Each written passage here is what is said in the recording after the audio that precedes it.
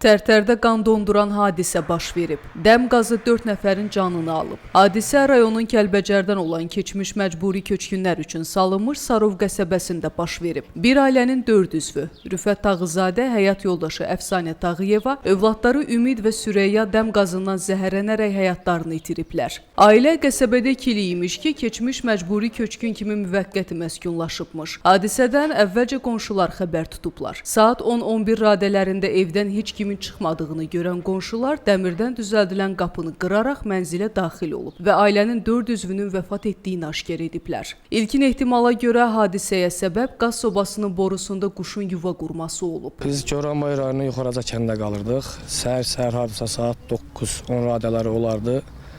Burada qalan əmmoğlu zəng elədi ki, əmmoğlu qazdan zəhərləniblər, özünüzü çatırın. Biz də gəldik ki, ekspertlər, polislə qorqonşam yığılıbdı.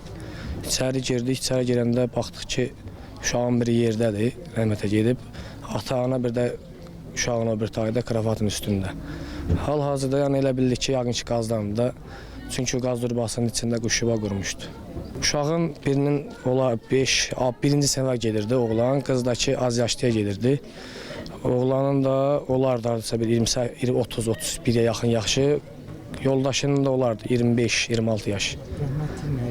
Rəhmətli heç nə, fəhləlik, elə çörəyini 5-10 manat oradan-buradan çıxarırdı.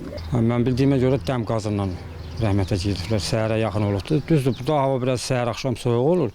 Evdə yəqin körpə olduğuna görə peçi yandırıblar.